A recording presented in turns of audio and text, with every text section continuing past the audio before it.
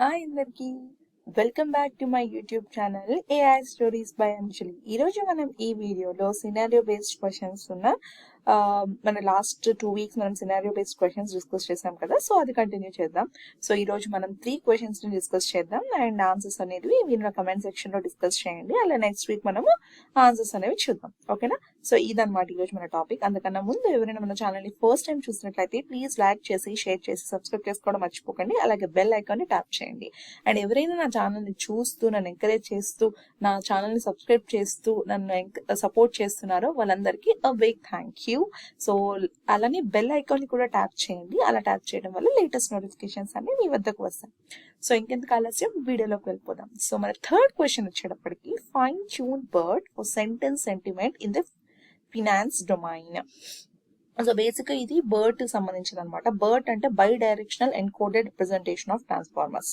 So ఈ model ని మనము చూసాం, అంటే మన పాత వీడియోస్ లో అయితే చూసాం చక్కగా. సో బేసిక్ గా క్వశ్చన్ వచ్చేటప్పటికి ఏంటంటే fine tune BERT models are used for various natural language processing task including the sentence classification where the goal is to predict a label for a given sentence, and in this case the fine-tuned BERT model is used for sentiment analysis.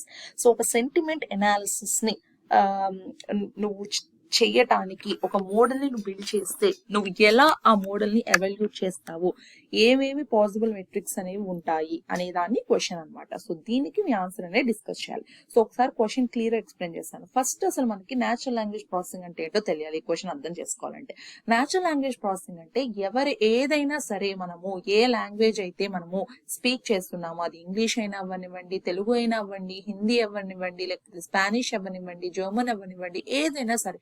So అది మనం ఒక machine అనేది అది process చేసుకొని అది ఒక answer అనేది ఇవ్వాలి. ఎలా అయితే మన హ్యూమన్ ఆన్సర్ ఇచ్చారో సో దాన్నే న్యాచురల్ లాంగ్వేజ్ ప్రాసెసింగ్ అంటారనమాట. సో దీంట్లో ఫస్ట్ థింగ్ ఎప్పుడైనా సరే ఒక లాంగ్వేజ్ అర్థం చేసుకుంది అంటే ఫస్ట్ వచ్చేటప్పటికి అది ఎట్లా అర్థం చేసుకుంటుంది అనేది తెలుసుకోవాలి. అసలు సింపుల్ థింగ్ బేసిక్ స్టెప్ వచ్చేటప్పుడు ఏంటంటే సెంటిమెంట్ అనాలిసిస్ అనేది జరపాలన్నమాట. ఎందుకంటున్నామంటే సపోజ్ ఒక స్మాల్ సెంటెన్స్ తీసుకున్నాం, హాయ్ ఎలా ఉన్నారు మీరు అనేది ఒకటి ఉంది. సో అది ఏంటి, ఎలాంటి సెంటెన్స్ అది? అదొక జస్ట్ గ్రీటింగ్ సెంటెన్స్ అనమాట. దానికి నెగిటివ్ ఇంపాక్ట్ లేదు, పాజిటివ్ ఇంపాక్ట్ లేదు, న్యూట్రల్ సెంటెన్స్ అనమాట. అయ్యో ఏంటి అసలు, ఏంటి ఇలా అయిపోయింది, ఏమవుతుంది అసలు అని ఉందనుకో, ఈ సెంటెన్స్ ఉందనుకో, సో ఏదో అయిపోతుంది అనేది కొంచెం నెగిటివ్ గా టర్మ్ అవుతుంది కదా. సో బాగున్నారా, కంగ్రాచులేషన్స్, మీకు జాబ్ వచ్చిందంట కదా, ఈ సెంటెన్స్ ఉంది. సో ఈ సెంటెన్స్ కి వచ్చేటప్పటికి మనం పాజిటివ్ సెంటెన్స్ అని చెప్తాం, ఎందుకంటే హ్యాపీనెస్ ని ఎక్స్ప్రెస్ చేస్తాం.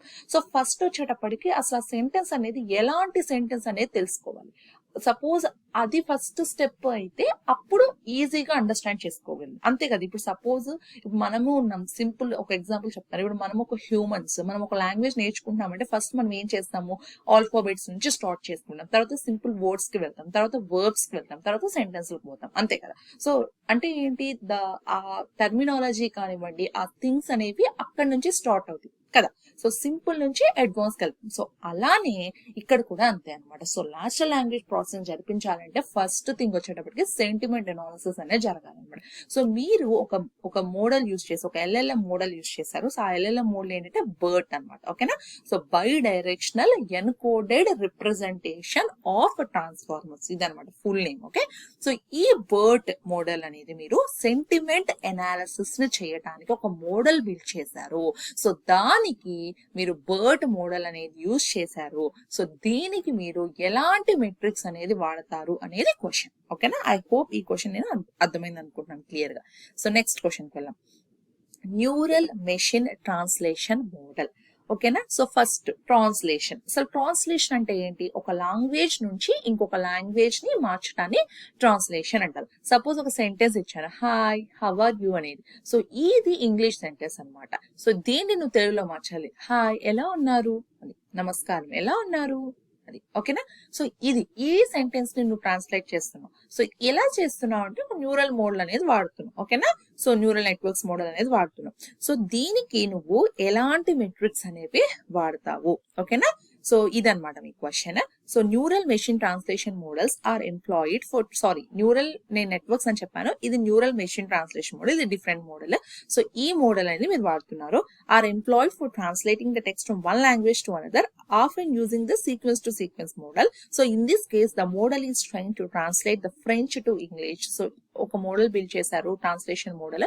సో అది ఫ్రెంచ్ లాంగ్వేజ్ ని ఇంగ్లీష్ లాంగ్వేజ్ కి టర్న్ అవుట్ చేస్తుంది. సో దీనికి మీరు ఏ మెట్రిక్స్ అనేది వాడతారు, ఇది మీ క్వశ్చన్. ఓకేనా.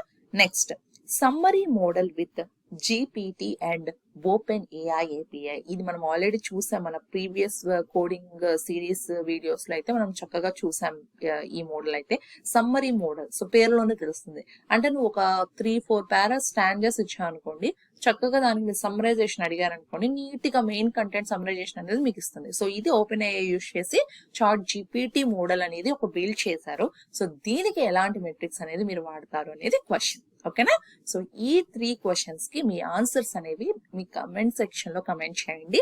నేను చాలా సార్లు చెప్తున్నాను, ఇవి చాలా ఇంపార్టెంట్. ఇలాంటి క్వశ్చన్స్ అనేవి ఒక సినారియో ఇచ్చేసి మీకు చక్కగా మీకు ఎలాంటి ఏమి తీసుకుంటారనేది అడుగుతారనమాట. ఇవి సినారియో బేస్డ్ ఇంటర్వ్యూస్ కి చాలా important.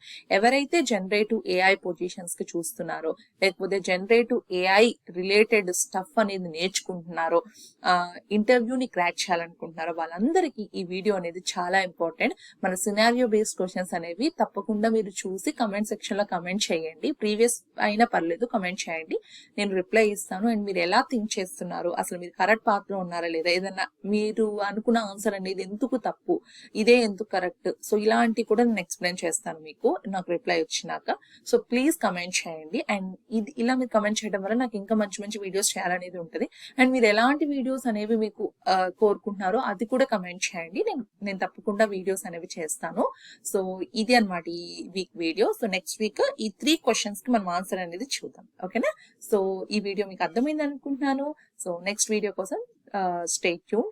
So thank you so much for watching the video. Thank you.